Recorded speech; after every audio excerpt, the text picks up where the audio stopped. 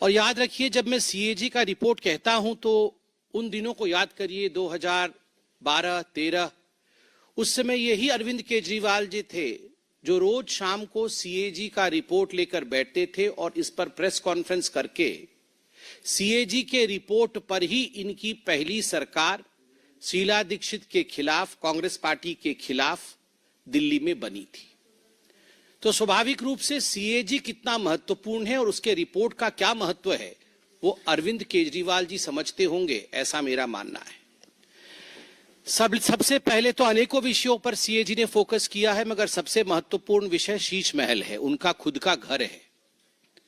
जो लोग कहते थे कुछ नहीं लेंगे, सरकारी बंगला नहीं लेंगे, घर नहीं लेंगे, गाड़ी नहीं लेंगे, किस प्रकार से दोनों हाथों से उन्होंने बटोरा है, किस प्रकार से करप्शन किया है, उसका काला चिट्ठा सीएजी के रिपोर्ट में आता है। अब ये अरविंद केजरीवाल जी, उनका जो डेजिग्नेटेड घर है उसका एड्रेस है 6 फ्लैग स्टाफ रोड, आप सभी जानते हैं। अब ये फ्लैग स्टाफ रोड कोई आज का मकान नहीं है, जैसे यहाँ एमपीज के मकान होते हैं, सारे एमपी मिनिस्टर इत्यादि रहते हैं, ये पुराने जमाने के मकान हैं। कभी कभी इनमें रिनोवेशन होता है, रिनोवेशन होने के बाद ये रहने लायक बनते हैं, एक स्वाभाविक प्रक्रिया होती है। मगर आपको जान के आश्चर्य होगा कि सीएजी की रिपोर्ट कहती है कि 17 मार्च 2020, 17 मार्च 2020 को दिल्ली की पीडब्ल्यूडी डिपार्टमेंट ने एक प्रपोजल दिया कि इस 6 फ्लैग स्टाफ रोड को, केजरीवाल जी के मकान को रीमॉडलिंग करना होगा। और ये रीमॉडलिंग कोई छोटा मोटा काम नहीं होगा, ये पूरा डेमोलिश करके, एक सिंगल स्टोरी बिल्डिंग थी ये, उसको पूरा डेमोलिश करना होगा और उसके ऊपर एक एडिशनल स्टोरी बिल्डिंग बना करके एक और मंजिल ऐड करना होगा और बड़े रूप से इस मकान को बनाना होगा। और ये प्रपोजल दिया 17 मार्च 2020 को पीडब्ल्यूडी डिपार्टमेंट ने, और एक दिन के अंदर ही इस प्रपोजल को मान लिया गया। विश्व में मुझे लगता है कहीं भी ऐसा नहीं हुआ होगा कि प्रपोजल आज दिया गया और आज ही मान लिया गया है, तुरंत मान लिया गया। अब मान लिया गया तो क्या हुआ, तो एस्टिमेशन होती है, कोई बिल्डिंग बनेगा, उसको तोड़ा जाएगा, नई बिल्डिंग बनेगी, तो एक एस्टिमेटेड कॉस्ट निकालना पड़ता है कि इतना खर्चा होगा। तो एक एस्टिमेशन उसका निकाला गया कि कितना एस्टिमेटेड कॉस्ट है। तो आपको बता दूं, एस्टिमेटेड कॉस्ट है 7 करोड़ 61 लाख रुपए, 7 करोड़ 61 लाख रुपए का एस्टिमेशन बना कि इतने में अरविंद केजरीवाल जी की हवेली बन जाएगी। मगर बाद में टेंडर प्रोसेस होता है, एक तो एस्टिमेटेड कॉस्ट होता है, उसके बाद सरकार टेंडर निकालती है। तो टेंडर निकाला गया तो टेंडर का कॉस्ट 8 करोड़ 62 लाख रुपए का निकला। मतलब एस्टिमेटेड कॉस्ट 7 करोड़ का हुआ और जब टेंडर निकला तो वो 8 करोड़ 62 लाख का निकाला गया। उसी में ही पहले में ही घोटाला हो गया। एस्टिमेशन आपने किया और टेंडर निकाला 8 करोड़ 62 लाख रुपए का, मतलब 13.21% टेंडर कॉस्ट आपने ऊपर रखा जो एस्टिमेट आपने खुद किया था। अब उसके बाद अप्रैल 2022 में यह काम कंप्लीट हुआ। जो काम 2020 में प्रपोज हुआ था वो 2 साल के बाद 2022 में कंप्लीट हुआ। मतलब जब कोरोना का प्रकोप चल रहा था उस समय सारे लोग व्यस्त होके दिल्ली सरकार में ये काम कर रहे थे कि कैसे ये शीश महल तैयार होगी। तो शीश महल तैयार हो गया।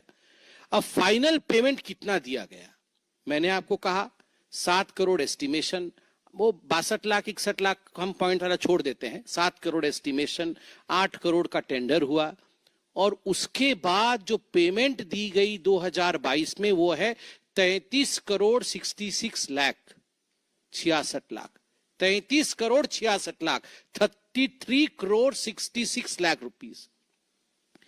कहां 7 लाख का एस्टिमेट, 7 करोड़ का एस्टिमेट और कहां 33 करोड़ दिया गया है।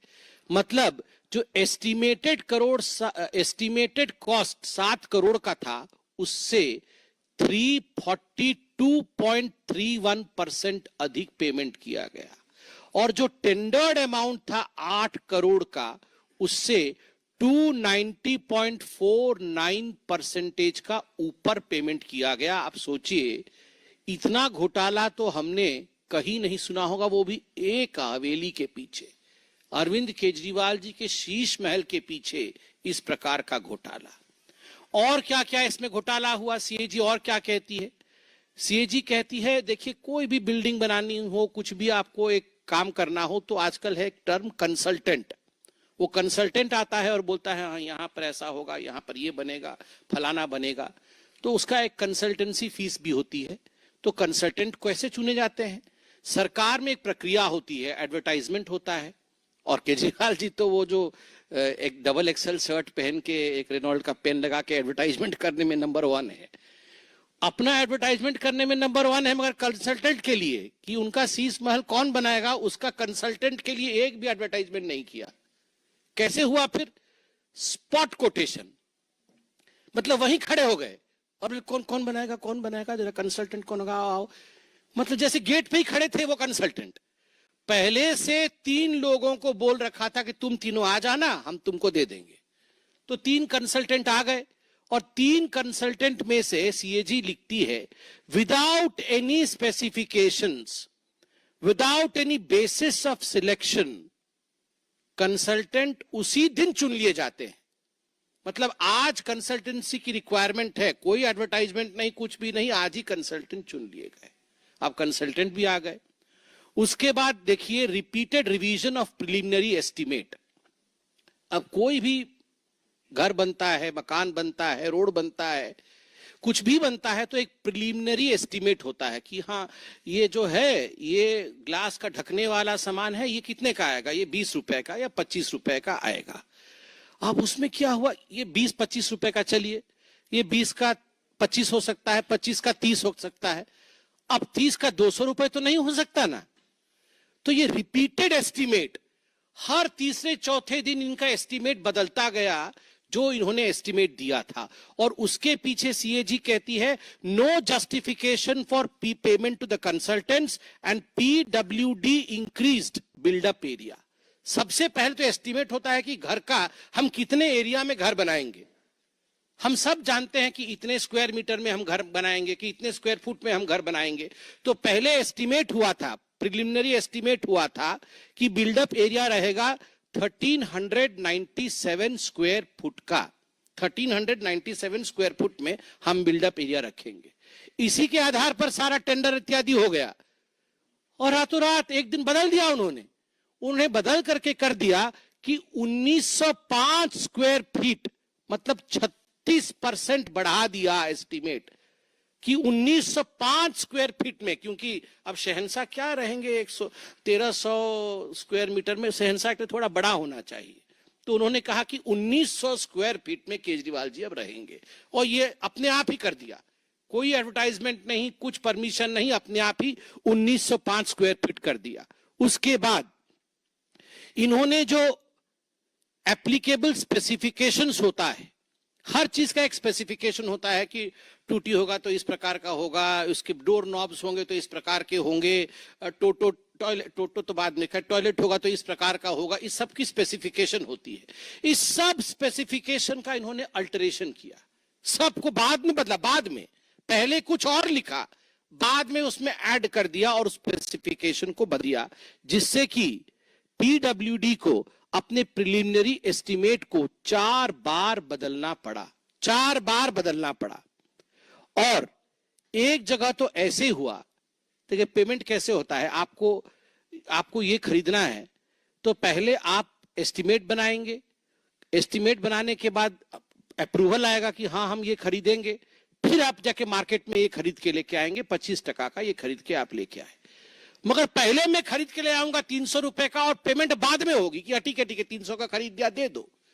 सीएजी यहां पर कहती है कि यहां पर एडमिनिस्ट्रेटिव अप्रूवल और एक्सपेंडिचर सैंक्शन, कि आप खर्चा करिए, एडमिनिस्ट्रेटिव अप्रूवल है, ये 9.34 करोड़ रुपए का काम होने के 2 महीने बाद मिला।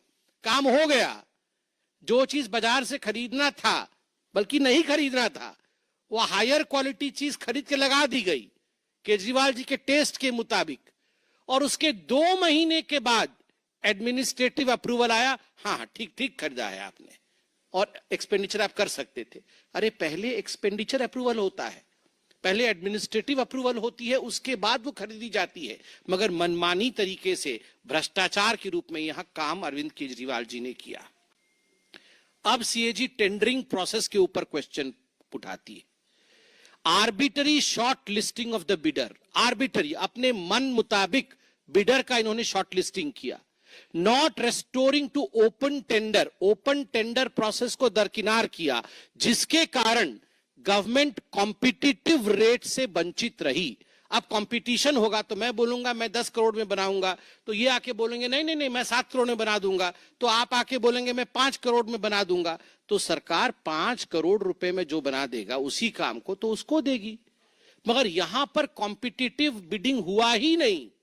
इन्होंने कॉम्पिटिटिव बिडिंग किए बगैर, ओपन टेंडर किए बगैर इन्होंने किसी को टेंडर दे दिया, जिसके कारण 25 करोड़ 80 लाख रुपए एक्स्ट्रा पेमेंट करने पड़े।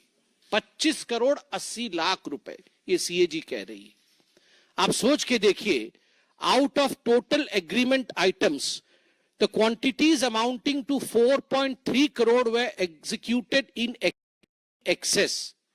बहुत सारे आइटम इन एक्सेस एग्जीक्यूट हुए। कहा गया था कि आपको ये खरीदना है, मगर आपने उससे अधिक रेट में खरीदा। जैसे ये आइटम्स में एनेक्सर में है, कौन कौन से आइटम है, कुछ उदाहरण देता हूं। फर्स्ट एग्रीमेंट किसके लिए हुआ था? एग्रीमेंट हुआ था फर्स्ट क्लास टीक और बर्मा टीक, ये लकड़ी लगेंगे। सोचिए, ये आम आदमी पार्टी वाले हैं। फर्स्ट क्लास टीक और बर्मा टीक, और उसका सब्स्टिट्यूट हो गया सुपीरियर क्वालिटी बर्मा टीक, मतलब फर्स्ट क्लास के ऊपर और एक सुपीरियर क्वालिटी है। तो एक्स्ट्रा खर्चा कितना हुआ? 5,12,729 रुपीज एक्स्ट्रा खर्चा हो गया। अब डोर हैंडल, एग्रीमेंट किसका हुआ था? ब्रास लेवल हैंडल, ब्रास का लीवर हैंडल लगेगा। अब उसके बदले में इन्होंने ब्रास के बदले में स्टेनलेस स्टील हैंडल किया, जिसके कारण 5,40,000 करोड़ रुपए, 40,000 का एक्स्ट्रा खर्चा हुआ। और ठीक उसी प्रकार विट्रिफाइड फ्लोर टाइल, उसके बदले में इटालियन मार्बल स्टोन, इटली से आया इटालियन मार्बल, हाँ लाइन से ठीक ठीक, इटालियन मार्बल स्टोन आया, तो इस पे अधिक खर्च हो गया 9,14,000 रुपए का। आप सोचिए। और उसके बाद thermostat shower mixture with 3 way diverter, अच्छा वो गरम गरम पानी से नहाएंगे, उसका जो है वो था पहले thermostat shower mixer with 3 way diverter, 3 तरह से पानी निकलेगा। बाद में ये सब्स्टिट्यूट हो गया thermostat shower mixer with high flow thermostat trim, बहुत हाई पावर से आएगा, जिसके कारण लगभग 5 लाख रुपए एक्स्ट्रा खर्च हो गए। फिर ये था TOW रिसेस्ड LED लाइट्स, जिसके बदले में अब 12W, अच्छा ये 10 वाट का रिसेस लाइट था, अब ये 12 वाट की LED लाइट आ गई, जिसके कारण 45 लाख रुपए एक्स्ट्रा खर्च हो गए। 45 लाख रुपए। अब मैं तो ये आइटम्स बहुत सारे हैं, पढ़ पढ़ के थक जाऊंगा, और बहुत बार पढ़ भी चुका हूं पहले, मुझे पता नहीं था ये कंपैरिजंस, इस बार कंपैरिजन्स आए हैं। जो items for superior specification, extra item जिनके विषय में कोई एग्रीमेंट नहीं हुई थी, पहले तो एग्रीमेंट हुआ था एक्स्ट्रा लिया, अब एग्रीमेंट भी नहीं हुई थी उसके बाद भी ले लिया, वो है pre fabricated lift and sliding doors, जिसके कारण 61 लाख रुपीस का खर्चा हुआ। Modular kitchen, ground floor, first floor, second floor, तीनों फ्लोर में एक एक किचन था, पता नहीं एक में चाय, एक में रोटी, एक में सब्जी बनती होगी, और कुल मिलाकर के इसमें 68 लाख रुपीस 75,877 रुपीस का एक्स्ट्रा खर्चा हुआ। Vanity, master bedroom plus family lounge, powder room, middle room, guest room plus study room plus bedroom, इस पे लगभग 1 करोड़ से अधिक का एक्स्ट्रा खर्चा हो गया।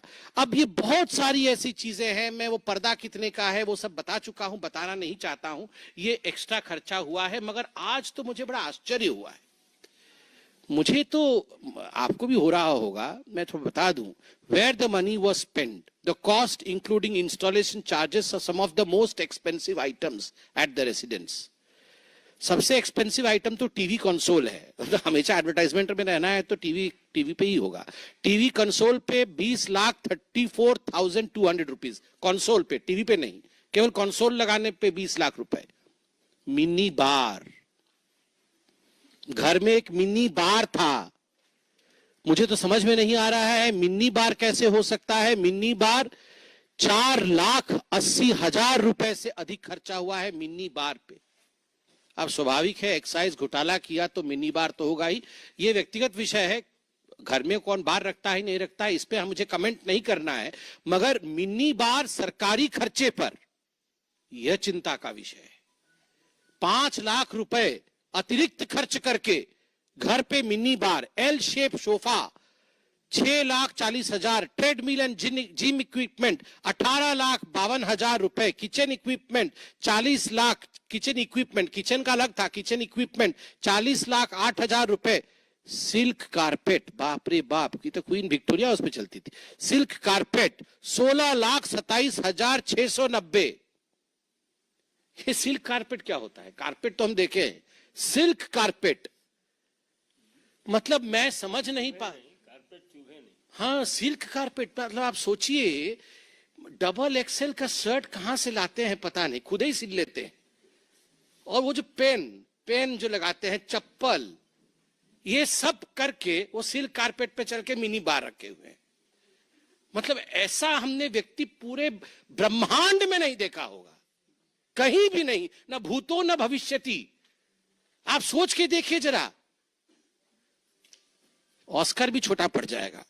Kitchen equipment, silk carpet, round dining table ऐसा वैसा नहीं, राउंड डाइनिंग टेबल 4,80,000 रुपए, अपहोल्स्टर्ड बेड, ये क्या होता है, 4 लाख रुपए का है, जो भी है वो अपहोल्स्टर्ड बेड, मतलब बहुत उसमें लगा होगा सुंदर सुंदर चीज। फॉक्स लेदर क्लैडिंग, ये पता नहीं कोई लेदर क्लैडिंग है, वो 6 लाख रुपए का है। मतलब आप बताइए क्या हो रहा है। ये सीएजी रिपोर्ट तो इतनी मोटी है, मैं पूरा पढ़ भी नहीं पाया हूं, मगर जो थोड़ा बहुत पढ़ा हूं मैं, उसी से मैं हैरान परेशान हूं। और इसके साथ साथ अरविंद केजरीवाल जी ने कहा कि देखिए, मैं जो हूं बहुत काम करता हूं, इसलिए मुझे कैंप ऑफिस चाहिए, मेरे घर के अंदर एक कैंप ऑफिस होना चाहिए और स्टाफ ब्लॉक होना चाहिए। तो कैंप ऑफिस और स्टैंप ब्लॉक के लिए करोड़ों रुपए सैंक्शन हुए। और आपको जान के आश्चर्य होगा कि बाद में करोड़ों रुपए सैंक्शन भी हो गए, स्टाफ ब्लॉक कंस्ट्रक्शन नहीं हुआ, इसका कोई मेंशन नहीं है। और कैंप ऑफिस बीच में ही रोक दिया गया। अक्टूबर 2023 को जब ये रिपोर्ट छपी, उस समय कैंप ऑफिस बना ही नहीं था, कंप्लीट नहीं हुआ था, मगर अरविंद केजरीवाल जी के ऑफिस ने लिख के दिया कि ये कंप्लीटेड है। रिपोर्ट में 100% कंप्लीट लिखा गया है, मगर बना नहीं था, पेंडिंग था। और इसमें जो पेमेंट किया गया है कॉन्ट्रैक्टर को, वो कंप्लीट नहीं होने के बावजूद, एग्रीमेंट हुई थी 19.87 करोड़ का कैंप ऑफिस के लिए, बिना कंप्लीट किए 19.22 करोड़ रुपए कॉन्ट्रैक्टर को दे दिया गया है। कंप्लीट नहीं हुआ कैंप ऑफिस, कॉन्ट्रैक्टर को लगभग पूरा पेमेंट दे दिया गया। और service and electrical works were over estimated, camp office में over estimated by 1.41 crore at camp office और 86 लाख रुपए एट स्टाफ क्वार्टर, ये ओवर एस्टिमेट किया गया। और डाइवर्शन ऑफ फंड किया गया। क्या डाइवर्शन ऑफ फंड किया गया? अरविंद केजरीवाल जी ने 2 करोड़ का सैनिटरी आइटम, फर्नीचर और जिम अपने घर में लगा लिया और लिख दिया कि ये 2 करोड़ रुपए, 1.87 करोड़ टू बी स्पेसिफिक, जो सीएजी ने लिखा है, ये 1.87 करोड़ रुपए कैंप ऑफिस में खर्च हुए हैं और स्टाफ ऑफिस में खर्च हुए हैं। और जिम और सैनिटरी आइटम, वो टोटो का जो हमने दिखाया था आपको रिमोट कंट्रोल, ये सब अरविंद केजरीवाल जी के घर में लग गए और लिखा कहीं और का। अरविंद केजरीवाल जी ने कहा मुझे 8 सर्वेंट क्वार्टर चाहिए, क्योंकि मैं बहुत काम करता हूं, तो कोई पैर दबाने वाला, कोई हाथ दबाने वाला, बाकी गला तो वो दबा देते हैं हम लोगों का, बाकी उनका पैर हाथ दबाने वाला कोई चाहिए, तो सर्वेंट क्वार्टर 8 चाहिए। तो 8 सर्वेंट क्वार्टर के लिए उन्होंने 33 शामनाथ मार्ग में अलॉटमेंट करवाया, मगर इस सारे का खर्चा 6 फ्लैग स्टाफ मार्क अपने घर में लगवाया। अलॉटमेंट पैसे का किसी और जगह के लिए हो रहा है, मगर पैसा जुड़ा हुआ है उनके घर के अंदर का, और इसका जो एक्स्ट्रा वर्क है ये सब पैसा डाइवर्ट उन्होंने अपने घर में कराया 8 सर्वेंट क्वार्टर का। ठीक उसी प्रकार अंत में सीएजी कहती है कि डिविएशन इन एग्रीमेंट क्वांटिटीज, बहुत सारे ऐसे आइटम थे जिनमें डिविएशन होने के कारण लगभग 10 करोड़ रुपए एक्स्ट्रा पेमेंट करने पड़े हैं। ये सारा विषय आप जानते हैं, ये मोटा मोटी एक सीएजी का एनेक्सर है। मुझे लगता है आप सभी जानते होंगे, मगर उनके घर में जो बिल्डअप एरिया मैंने बताया 1905 स्क्वायर मीटर का था, जो कि लगभग 21,000 स्क्वायर फीट होता है। हम सब दिल्ली में रहते हैं तो हमको मालूम होना चाहिए। 21,000 स्क्वायर फीट बिल्डअप एरिया में केजरीवाल साहब रहते थे।